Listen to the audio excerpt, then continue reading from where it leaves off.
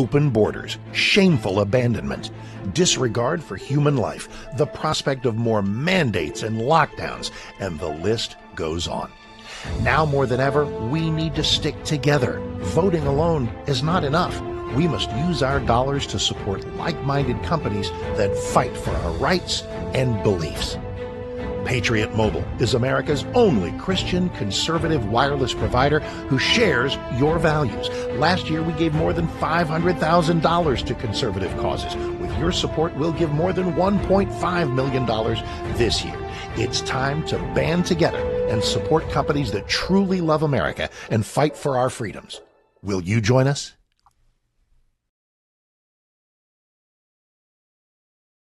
Radio, covering the latest state and local issues with Tom Fallbush, Bob Scott, and Jim Waters. All right, welcome to Kentucky's Voice. I'm one of your hosts, one of your many hosts today, and Debbie dropped her notes right in front of me, so I was tempted to pick it up right before the show started. So I'm your host today. I've got, of course, Debbie Robbins with me, my wonderful co-host, and also Bob Scott, my other wonderful co-host, and there we go. And you know, guys, we had a great show yesterday. We've had a great shows all week talking about the Thomas Massie situation, you know, and so I wanted to just continue on that theme a bit. You know, yesterday after the show, literally everybody that contributes to Kentucky's Voice, we got on a text thread and we were just going back and forth about this, and there's just not a consensus on what to do with Massie, and I think that's reflective of just the voters in that district are having the same question. It's like, well, we like Massie in a lot of ways. He's done some great things. He has a lot of talent. He's been a strong conservative, and maybe he's fought some good fights here or there. At the same time, he's been an obstructionist. He's Trump is really upset with him. Is he kind of showboating? Is he what's this anti-Israel stuff? You know, so there's just a whole lot of concerns, and I think it's probably worth spending a little more time talking about it today.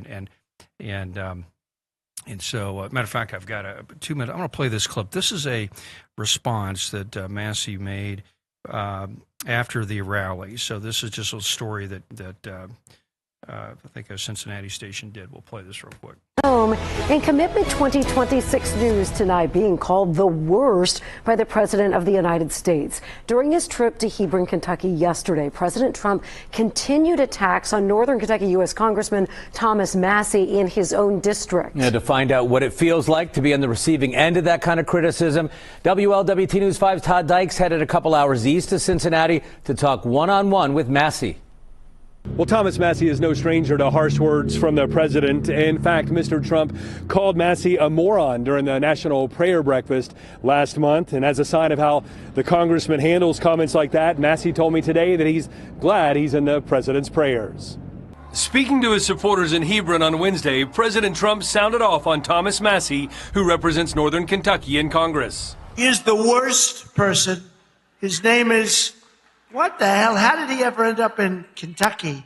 His name is Thomas Massie. Thomas Massie is a disaster for our party.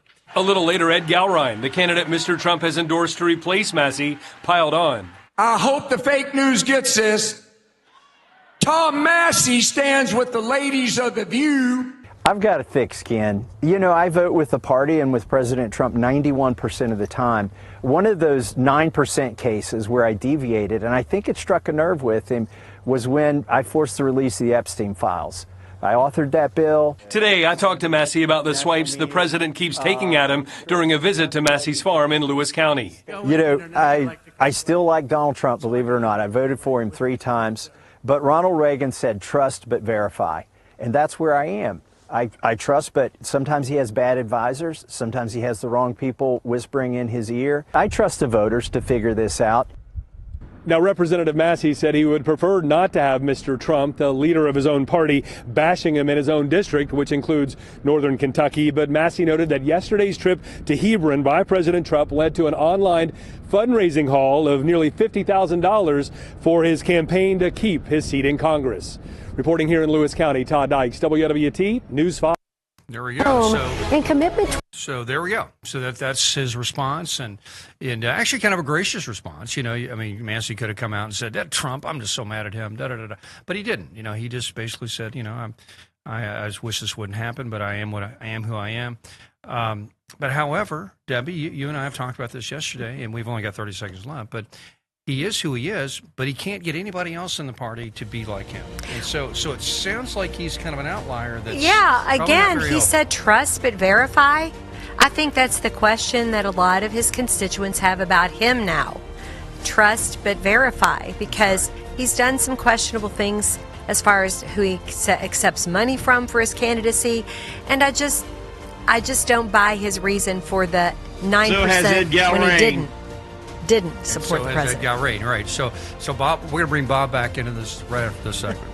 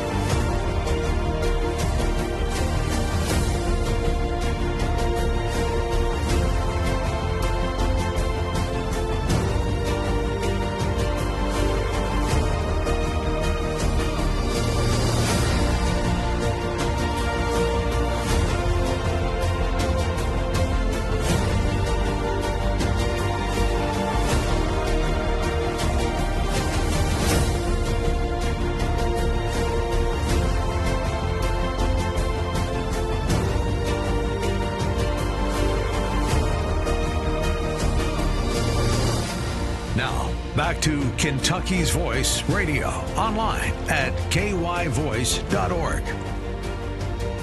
All right, back to Kentucky's Voice. I'm your host today, Tom Fallbush, and of course, Debbie Robbins and Bob Scott. And I'm going to kind of play moderator here because, Debbie's sort of pro-Gowrain and anti-Massey, and Bob is basically pro-Massey and anti-Gowrain, and I am kind of leaning anti-Massey, but I'm going to play moderator here on some level. But because I want to, it makes for good television, and just kind of get these two going at it. So, but let me pull up this text, Mr. Producer. Pull this up. I want to show you this on the screen here. This is a response today that I saw this on Twitter, and I thought it was a very good point. It was a critique of Thomas Massey. Thomas Massey distracted the entire country with a useless witch hunt, when the focus should have been on the violent far left and the assassination of Charlie Kirk. Instead, he gave the Democrats a pass and handed them a narrative they're now using to smear his own party and our president. Unforgivable. So, I don't know. I mean, there's a lot of critiques to go around. So I'm going to get. Who is it from, by the way, if you don't mind me asking? It's just some random tweeter. Some random, yeah, okay. Yeah, right. In somebody, I don't know. Exactly. Yeah. Listen, Massey's the only one that had the courage to stand up and say something. And just like Massey, I voted for President Trump, one of his most ardent supporters over the last 10 years. Ever since he ran in 2016, I voted for him 3 times, as Massey did as well. But where was everybody with regard to the Epstein files and the absolutely horrific things that happened to women and children? That's right. During that, where was this outcry then? And then you had our president basically gaslighting us all and saying there was nothing to see there. When in truth, when it finally started coming out, there was something very much to see there. That's right. Well, my question is this: where was Massey's outrage in 2021, 2, 3, and 4 in regard to Epstein?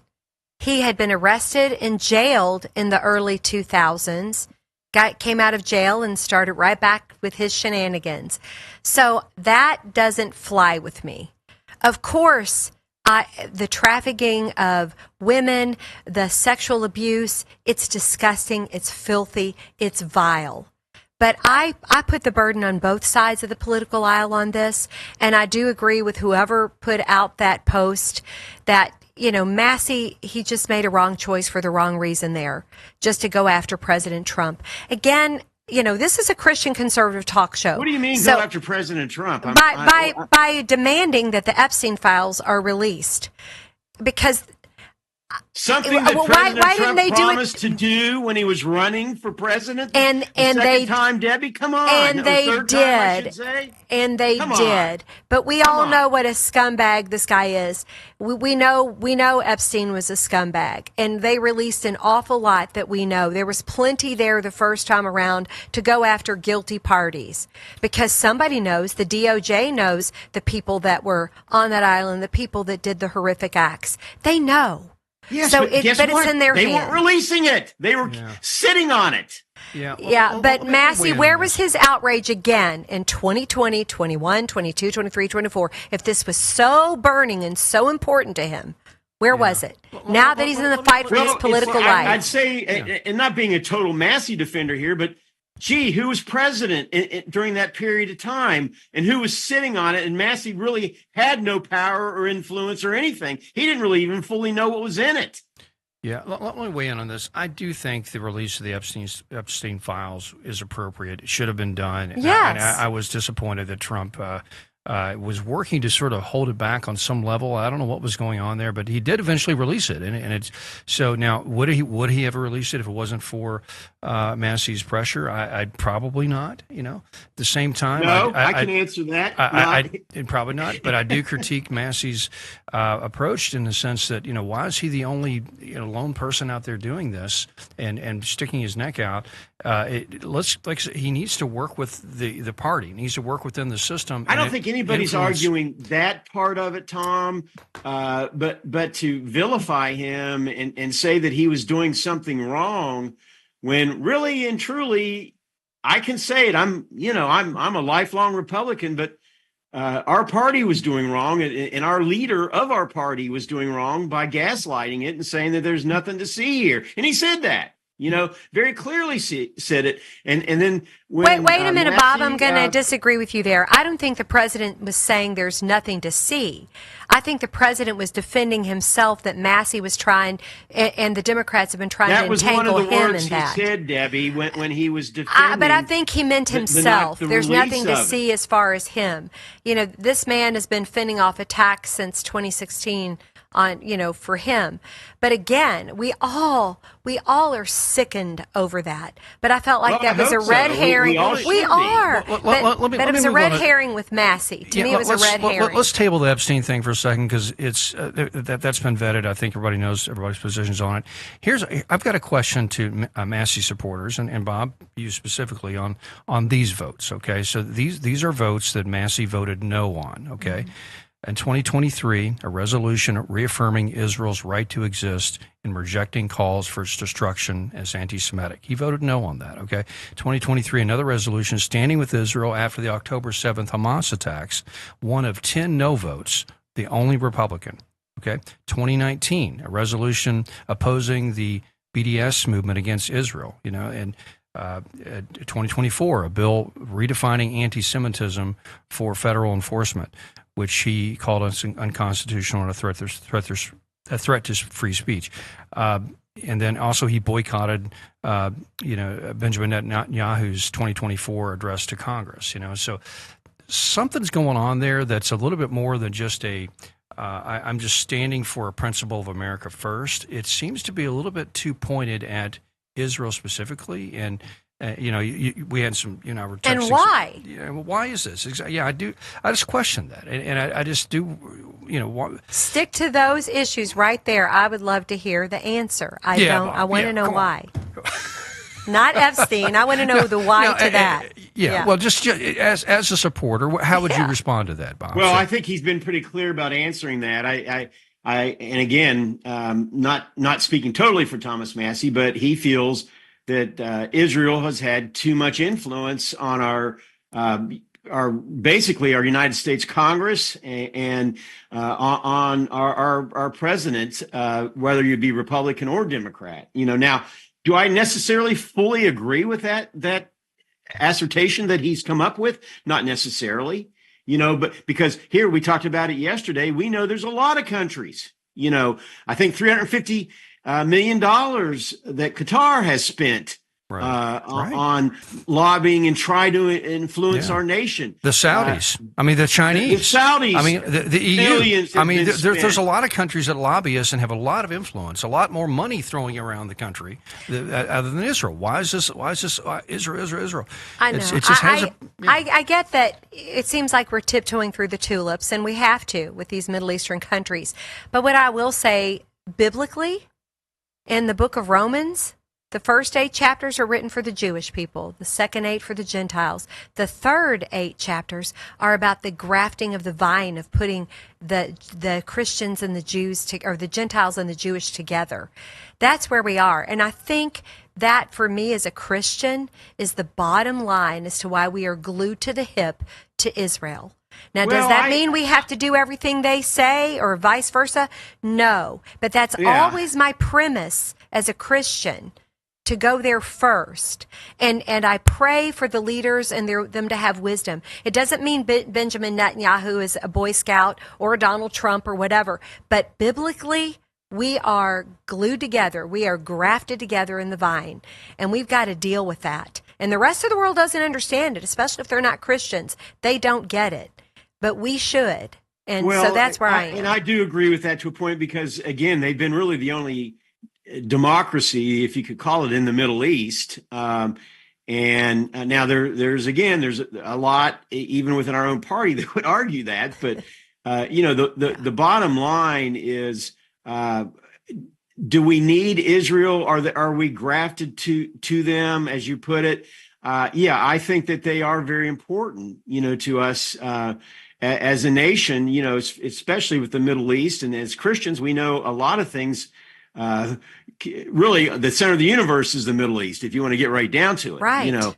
So, and by the way, I do want to invite folks. We'd love to hear from you. Yes. Our text line number is 502-571-0970. Again, 502-571-0970. We really want to hear from you. We'd love to hear your thoughts about what we're talking about. Anything else that's on your mind? Well, and I'm also worried about, because I'm worried about the terror cells that are here in America from the Middle East. Well, you should be. And I am. Right. And Biden's open border made sure that was going to happen. Right. And we know, I've heard crazy numbers, and I did have, and I know we're about out of time on this segment, but I had Scott Mann, one of the foremost experts on this, on a program earlier several times. That's right. And he said they're here.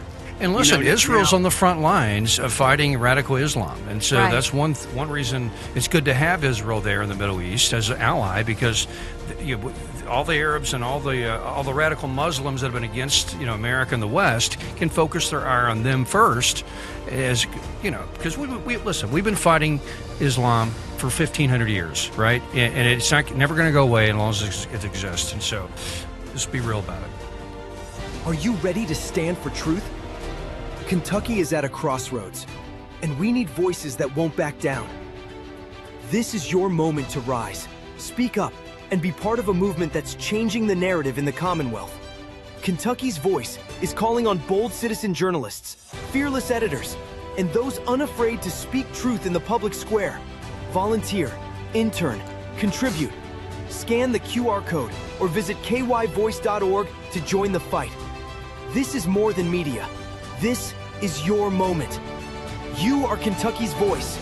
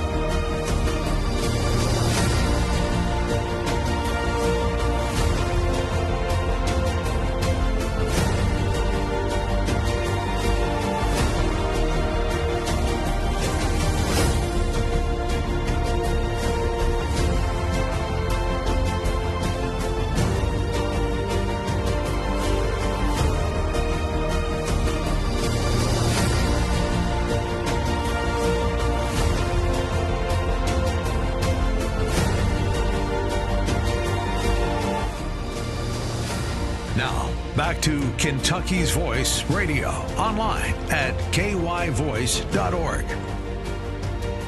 Welcome back to Kentucky's Voice, and Dan, our producer, I just love him because we want to just keep debating during the breaks, and Debbie and I and Bob we're just go. We have another show that we're doing between the breaks. I wish you could hear it.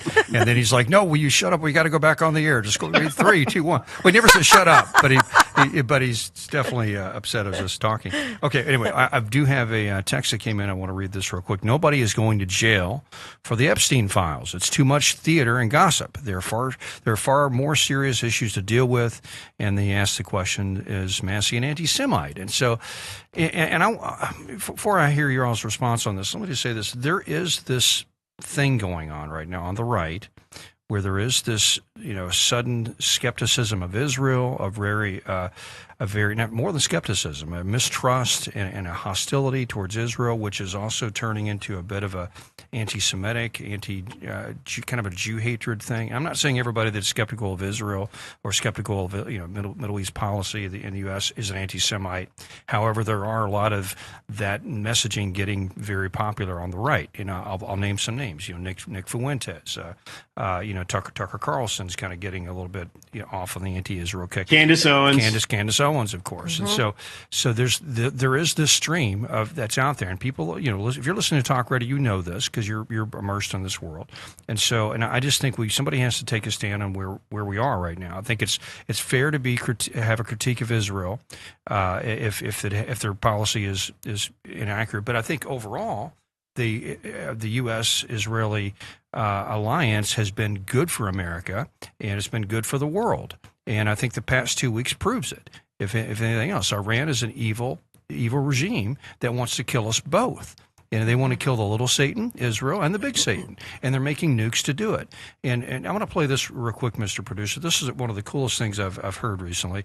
This is a radio transmission between two pilots in Iran. One's an Israeli pilot, one's a U.S. pilot. And they were just flying by each other, and here's what they said. So, Mile 97. Let me play it again. Go for 97.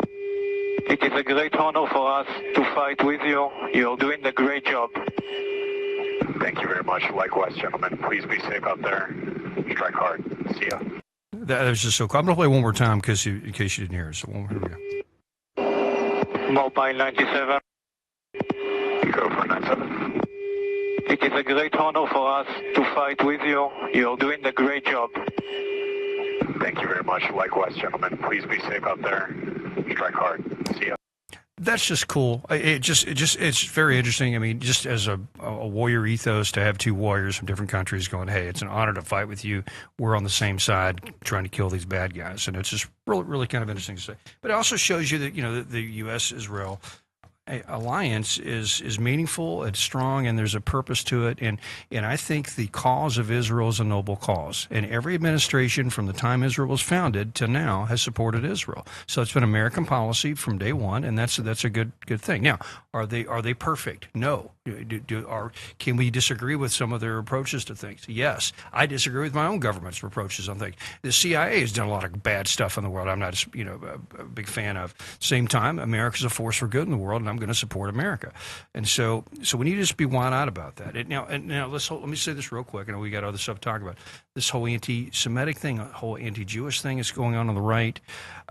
It's a very complicated topic because there is a lot of kind of left-wing culture within a lot of Jewish communities in America that has been for a long time. So it's an easy target in a lot of ways to say, look at all these Jews that are all voting left-wing or supporting all these left-wing causes. And you look at the communists in the 1920s, the Oppenheimers, the Rosenbergs, they're all Jewish. So there's a lot of critique of Jewish culture and Jewish life. At the same time, there's a lot of beautiful, wonderful things that Jews have done for us in the world. And that people never talk about that. All all the anti-Semitic tropes are, they always talk about all these negative things that culture's done. Well, it's because it's a very high performance culture, right? It does very well, no matter where it goes. And so they if they're going to do good, they're going to do amazingly good. Like invent some heart thing that saved your life, or invent some, new nuclear fission thing that's helped us stop the war, World War II, or all these wonderful things. But if they're going to do some things bad, sometimes they do really things bad.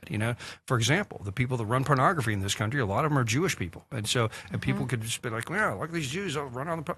So it's a very complicated topic, but it's an easy thing to go off and just be very simple-minded and go, "Oh, just the Jews, the Jews taking over." That is so simple-minded and silly. And some of the best conservatives and some of the best people you ever meet in your life are Jewish people that are fighting the good fight. And so you just, this anti-Semitism stuff, it's really dark and twisted. And I think, Debbie and Bob, you agree with me, there's a spiritual element to it. Because historically, Yes. the enemy, let me just say it, I'm going to get spiritual and Christian here.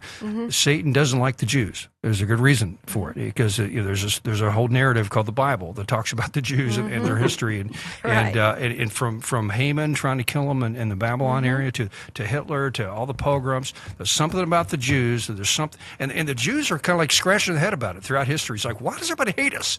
What is going on? We can't even figure it out. It doesn't make rational, but it's not even rational. They all hate us. Right.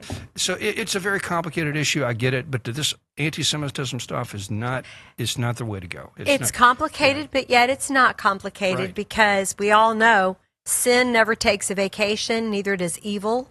Right. And so that is why my heart pounds for making sure that when we are choosing leaders and we elect people to office, once again, and I want to hear from you all out there too, do you agree with me on this? Maybe we've lost our way in not properly vetting people on a local level. If you're going to decide to run for an office, I think people need to know your character. We need to dig deep. As a Christian, of course, I want you to be a Christian. That's my, but I'm not just talking in name only. I'm talking about you walk it, you live it, you talk it, you breathe it. And it's very difficult to find those people. But when they get in leadership and then they move up the ladder, then they can be the ones that hold the quote bad Jews accountable, or bad anybody accountable. Then you can really have a dialogue back and forth. But to me, it comes back to all of us. We've got to vote correctly. We've got to vet and do that. So what do you think, Bob? Let me say this, Debbie. We need to hold a lot of bad Christians accountable, because there's people like this Talico guy that's running for Senate down in Texas. In Texas. He's using his Christianity as a badge, saying he's perverting the word of God. Exactly. Also, our own governor, Andy Beshear, who wears his Christianity. So, you're talking about a bad Christian. He's very much a bad Christian. He's a toxic Christian. He's just using his Christianity to push left-wing crap on our kids and on us. And so, but anyway, whatever. Okay, I don't want to eat that whole segment up with that topic, but I think it's important. And anyway, a text came in that says non-practicing Jews are Democrats. Heritage and faith are two different things. Right. That's a trend. You do see that. But you also see this way. You also see a lot of non-practicing post-Christian people, urban Christian people, like your Episcopalians in the Northeast, they're all left-wing too. So there's something about when you leave your traditional conservative approach to religion, Judeo-Christianity, you need an alternative religion. And so whether you're Jewish or you're Christian, you adopt left-wing viewpoints as an alternative religion. I think that explains most of Jewish left-wing thinking. A lot of Jews have left their Judaism.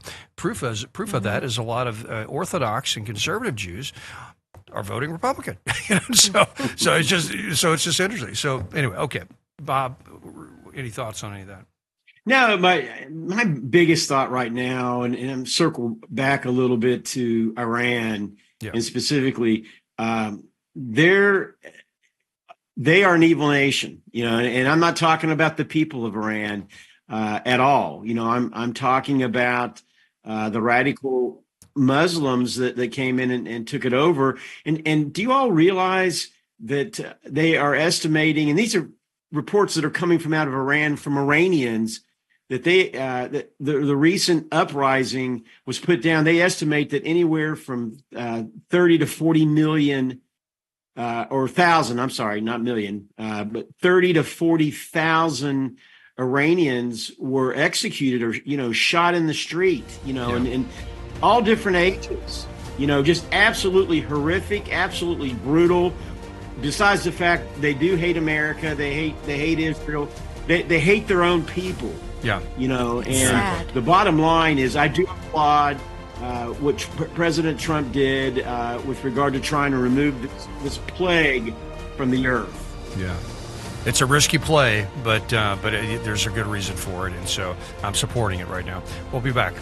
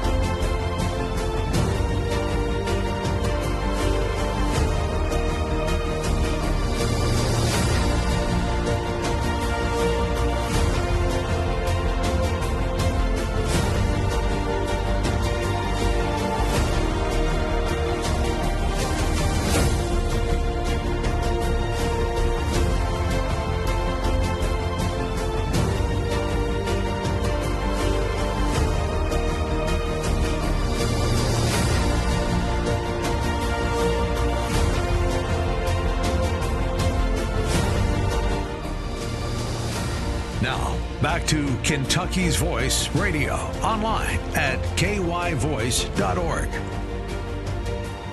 All right, welcome back to Kentucky's Voice, and we're getting into some deep issues there in that last segment, but I want to bring it back to everything else that's going on in the world. Bob, I know you and I were talking about this the shooting in Old Dominion yesterday, and Debbie was talking earlier about Muslim terrorism and how there's a lot of these terror cells, and I'm going to try to find a piece of video here, but would you want to just describe what happened yesterday? Yeah, I mean, it's absolutely tragic. My oldest son recently, a year ago, was in an ROTC program at the University of Kentucky. He's now serving actively in the United States Air Force. And we are, Debbie and I and you were talking about, we were living in very scary times, very complicated times, and very evil times, with regard to it. And there's been a lot of concern. I mentioned earlier that I've had Scott Mann on my program several times.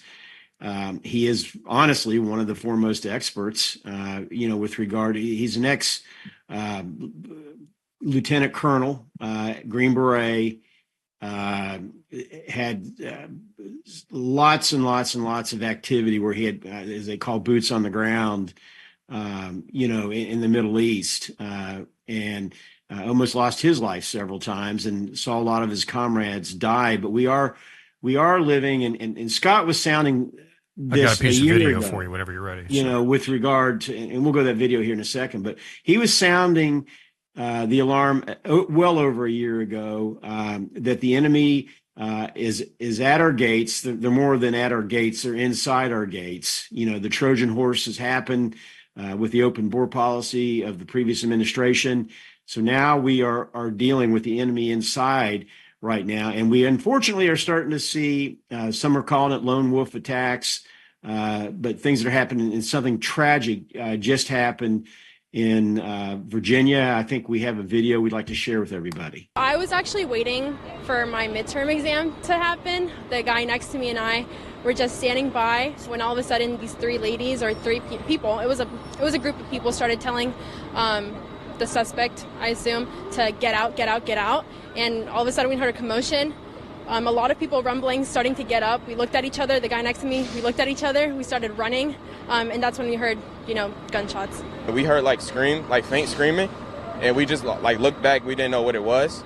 And then we heard the screams getting louder, and then that's when the alarm went off, and everyone just ran out the building. I think it's crazy, it's crazy. That's all I can say. I never thought I would experience something like this.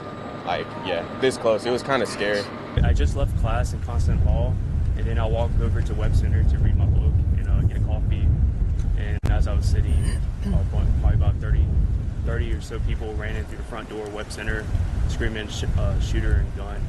I'll stop it there. It's just more of these eyewitness accounts. But basically, you just had a shooter in Old Dominion University yesterday. And Bob, you know more of the story than I do. What is the it's in the Hamptons area of Virginia, the coastal area, around Norfolk, which obviously we have a lot of military facilities, mainly Navy. Yeah, 2 shot, 1 dead. Yeah. Yeah. And he came into an ROTC classroom, and I've heard several stories. I can't confirm every single one, but the alleged shooter, or not the alleged shooter, the shooter had a background in the military himself, our military, and was basically gotten rid of from the standpoint of because of his ISIS activities and caring about obviously that particular organization, and decided to go in, take action and kill a lieutenant colonel, retired lieutenant colonel, but he's an instructor for the ROTC program. And then you have the bombing last weekend of these guys throwing bombs in New York. There's just every other day you're hearing some sort of and then just happened in Michigan, a Jewish center up there. That's right. Was attempted. They had security and they were able to take care of the terrorists, and that's what all these people are. They're terrorists, that's right. And I got to say something. Give a shout out to the ROTC cadets at ODU. They basically took this guy down and took him out. Good. Without a gun. I've heard reports that someone had a knife that they really weren't supposed to have on them, but regardless, he was neutralized. Not quickly enough from the standpoint of the fact that there was an innocent instructor that was killed, but they were able to go and do what needed to be done, in that situation. And keep your head on a swivel right now, folks, because it's a dangerous world. And what's odd is guys, who voted to bring in millions and millions of Muslims in this country? I didn't vote for that. I mean, listen, there's some nice Muslim people. I mean, there's some individuals, but Islam as a culture, it is so problematic to a Western society, from the politics of it to the religion of it to just the security issues. There's so many things that go on. Just the assimilation. Why don't I have to go on all these here on Bardstown Road, and every woman in there's got a hijab on? What is going on with it? This is I don't Kentucky, like it. I don't like it. Yeah, go ahead. I want to say, first of all, my heart aches for the youth of our nation that they're having to live through this. My heart aches for the senior population who lives in fear because they're seeing the invasion that we've had, and they know as they die off, these people, unless they're gotten out of this country, that who knows what our nation's going to be like. So for me, I want us to keep demanding from our senators, our congressmen. Right now, DHS needs to be funded. Shame on every Democrat. And they are Democrats, by the way, that shut down the government. I want our Kentucky state legislature to pass the Sharia law, or the one on religious law, so we can defend ourselves against these crazy people trying to make us abide by their laws. I want to know what to do as a citizen We need training. Just like as a kid, I learned how to hide for a bomb shelter. I mean, that's how old I am. And that we know how to take shelter for a tornado. We need to know what to do and what to look for. I don't like when I go shopping and I see working age young men with tattoos all over their bodies, and I know they're not Americans, roaming around our stores. That's weird to me. Yeah. I want to know what to do. I want our police to let me know what to do. I want to know if our sheriff department and our police department and our mayor and our metro council, what can we do as citizens? How can we protect ourselves? Are you making sure that you're working with ICE, even though you say you are? I want to make sure you're working with ICE, because we all walk around, we feel like we're just targets. I'm not afraid because this is my country and I'm a Christian and I love Jesus. But on the other hand, it is not a comfortable life to live anymore. And that's why so many people wanted to come to America. But like Tom, I'm asking the same question. Who gave these people permission to enter? Everywhere I go, it's an invasion. It's not, they can't all say political asylum, religious asylum, whatever it is. They've got to go. And I pray our president and our Congress, but the DHS, the ICE, get these people out of our country. Yeah. And not only didn't we vote for this, we're paying for it. Right. Because most of people, most of these new immigrants that have come in, either through refugee status or whatever, or even just general immigrants, more than half are on some sort of welfare system, welfare benefit right now. And so, and then all the illegals as well, as well. And so we're paying for it. We're paying for our own replacement, paying for our own invasion and diluting of our political power. And no one asked for this. And it's pretty stupid, huh, Tom? It's you think we'd be a lot smarter than that as an advanced nation that we're allowing that. But, just look what happened up in Minnesota with the billions of dollars that from the Somali folks that have come into the country. Most of them are Muslim, and not trying to paint with too broad of a brush, but that's a fact. Facts are facts. Kind of ties in with what Debbie just said a second ago. Yeah. And Bob, I ask too, again, thank God for those ROTC students. Oh my goodness, they're amazing. But it's people like that I want in political office, that have the backbone and the courage to say, we're not putting up with this. We're going to enforce our laws. I want police officers that enforce our laws. I'm tired of their hands being tied. I want mayors. So again, citizens, all of us, I'm begging you, you've got to vote on May 19th here locally. You've got to get to know who's running in your district. What office do they want? Who are they? What's their background? There's a woman in North Carolina right now who's running for Congress because she lied about her status. She was a registered Democrat forever, then registered as a Republican. She got the nomination by default, and she is a radical left, I think, Muslim. This is in North Carolina. We have to be aware of that here. I even put people on our own Metro Council. If you have people running in your district, please research them. Please talk to your neighbors. Don't be afraid. This is our community, our country, our state. We love it. We love God. We love, ask your pastors to be courageous. Ask your churches to pray. We really need, when we see these debates coming up amongst our Senate candidates, we've got to pray for them. We've got to vet them. Ask them the tough questions. Ask them. Go see them. I was at the rally 2 days ago, a guy sitting in the audience with me. He was afraid to go up and shake hands with one of the candidates. I said, you're the American here. You're the Kentuckian. Go right up front and shake their hands. Look them in the eyes. Yes, they work for us. We don't work for them. Look them in the eyes. Ask a question. That's what you're supposed to do. And he was so thrilled that I told him to do so, and he did it, and he was so glad he did. And, and he was at a presidential rally. Anyway. Yeah, I'm off my soapbox. No, that's now. fine. No, that's good. No, that's what this show's about. So, well, I just wonder what can be done. I don't. There's a point where you almost think that we've had too much immigration. We need to start asking, obviously, the illegals to leave, but I think we're almost to the point where we have so much legal immigration. We need to really vet people and say, listen, do you really belong here? Do you really want to be here? First of all, we're going to take your benefits away. Now, are you still going to be able to function here if we don't give you benefits? Maybe you should go home.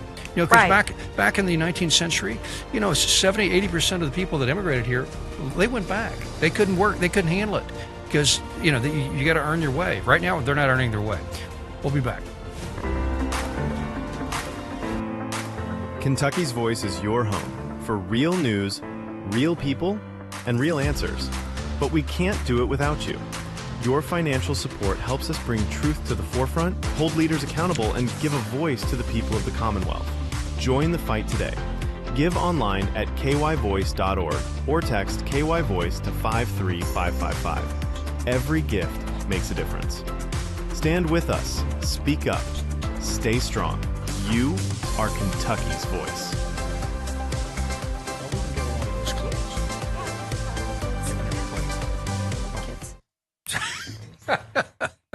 I'm sorry. Just bring her.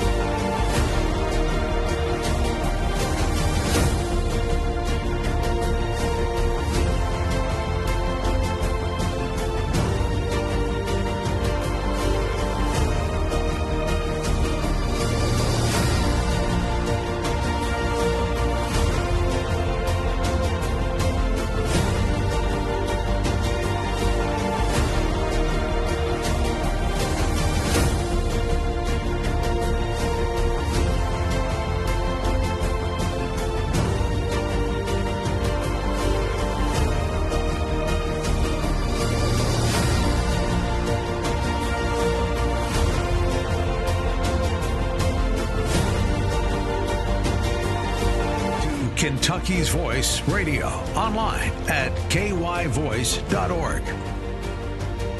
All right, we appreciate you watching and listening today. We've had some texts come in since the beginning of the show. So please join the Louisville Republican Women's Club for like-minded Christian women that support Israel. Interesting. Okay, a little plug for them. Thanks for listening and tuning in.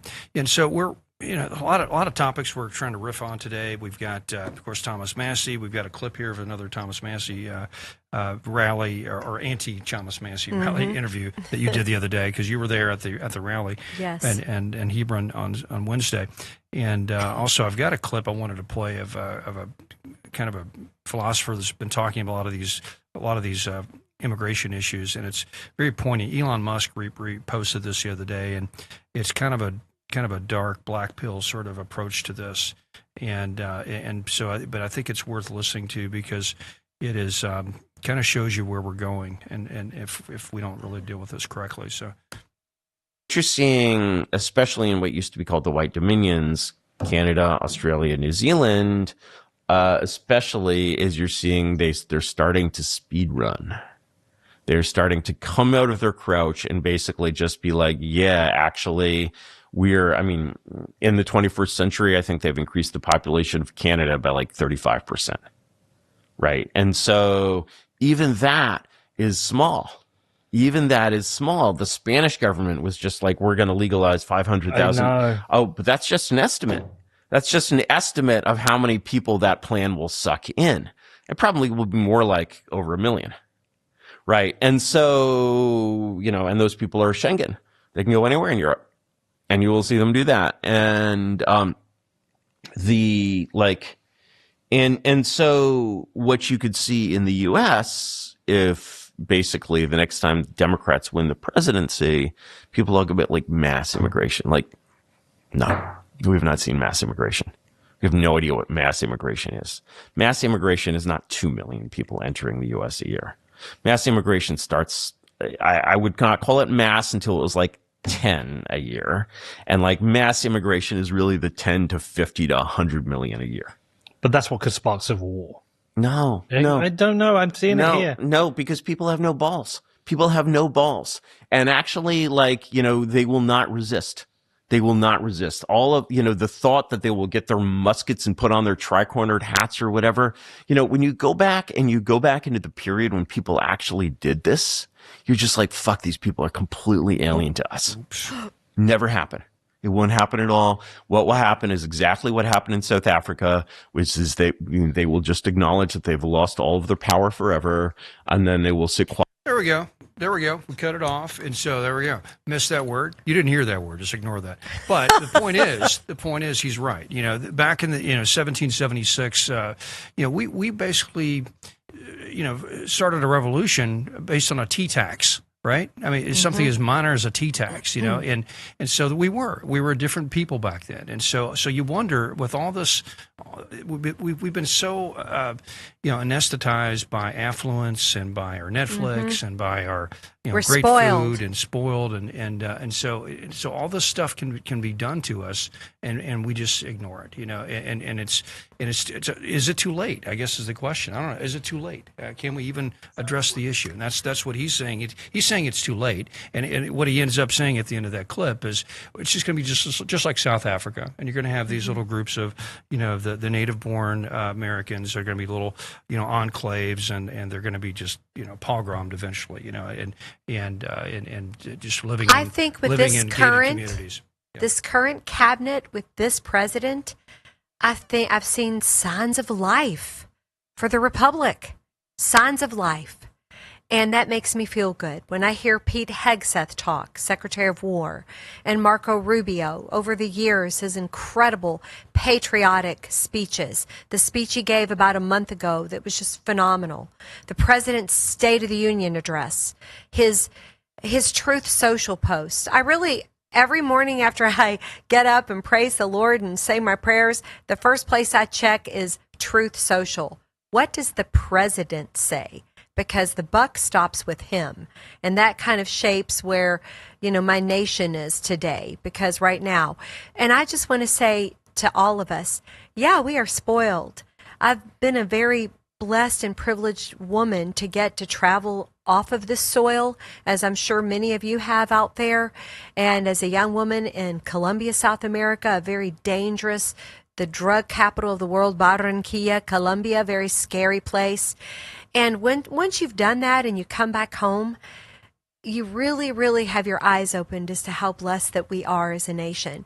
So it's up to us. I don't think it's too late. I think if we follow the law and we hold our people accountable to follow the law, but it takes effort. It takes effort.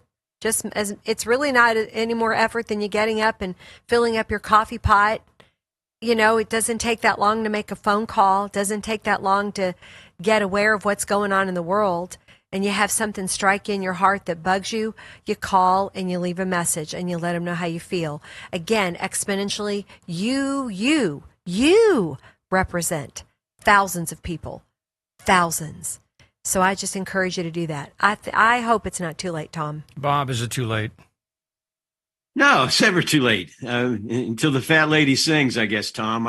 I'll throw that in real quick. But no, our nation was, I feel, founded by the grace of God. And I was talking to somebody the other day about this, that how we came about as a nation is a miracle in its own right. Yes. It really is. And God has put us in this position and has, I'll say this, blessed us because we have stood as a nation on the side, for the most part, not saying we're always perfect, but on the side of good, down through the years. And I think because of that, we've honored him, as a people. We are here today solely because of our faith in God, our faith in Jesus Christ. And the word says he'll bless those who honor him. And that's what we have done, as a nation from day one. So no, I'll say an emphatic no. It's not too late. There is hope. And our hope ultimately, though, and we have to keep this in mind, is in the Lord Jesus Christ. Right. And that's generally been America's secret sauce there. It's the fact that it has a strong Christian tradition that allows it to renew itself and helps solve a lot of the major social and political problems that would have crushed other countries, and so we can make it through a civil war. We can heal from a civil war. We can have a revolution and then not turn into the French Revolution where we're cutting off each other's heads. You brought up a good point there. How many countries we can have a civil rights movement that's still yeah.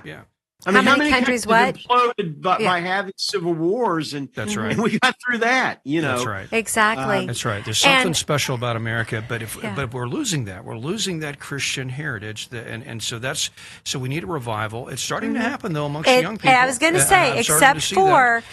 2 days ago at the rally, I remembered Charlie Kirk. I saw a young man with a freedom shirt on. It's been 6 months since he was brutally murdered and assassinated. Yeah. But thank you, Jesus, for your healing hand of how you've rained down your mercy on us, and that a lot of people have come to Christ. My neighbor, I go walking every day, and my neighbor told me, he said, when that happened, and he's in his 60s, he said, when that happened, I hadn't been to church in decades. And he said, I got baptized, I went back to church.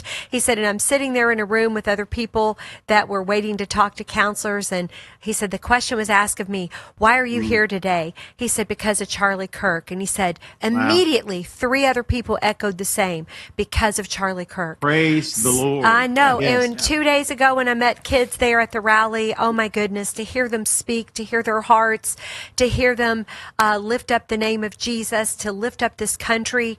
I want to live in today's program with hopeful hearts, and I want to appeal to every grandmother out there, right. and mom and dad and aunts and uncles, for you to lift up young people, lift them up, listen to them, give them courage, help them to know how great it is. Take them to historic sites, take them to places to remember, because this is a great nation, and I know me, I'm not giving up until my last breath for this amazing country that God let me be a part of. And I know that you all feel the same way out there. And thank you so much for Debbie. listening with us. Yeah. Here's one of those young people you interviewed the other day on Wednesday. So. That's what a lot of people are saying. What do you think?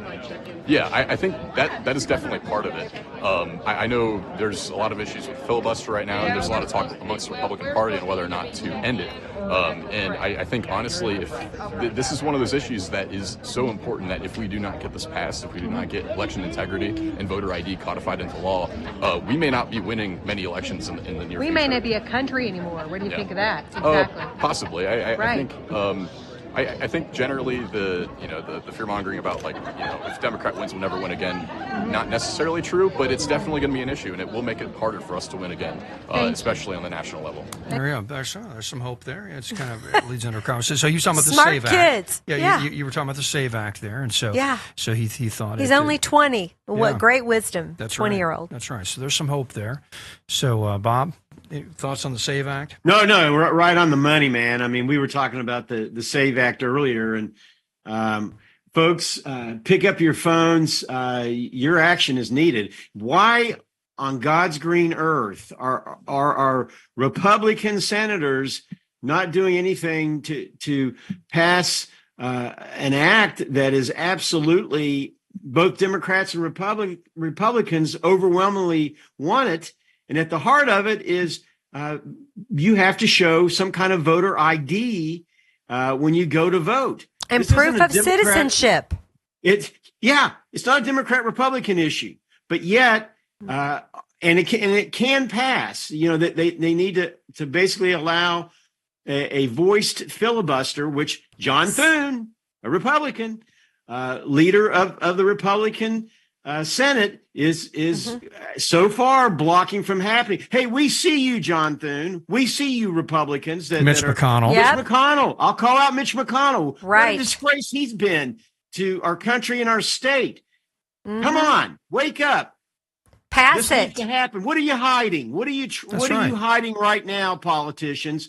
That you won't allow basic identification to happen. It needs to end, and it needs to end now. Yeah, force those Democrats. Yeah, call them today and force those Democrats to do a real filibuster. If they're going to filibuster, make them stand up and do the Mr. Smith 51. goes to Washington Then it routine. can go to a 51 simple majority. That's Tom. right. That's right. Yeah, we could do that with just breaking the filibuster. So anyway, okay, guys, great show today, and we want to just encourage you to be praying or be very thoughtful about who to vote for, Gowrain or Massey, if you're in this district.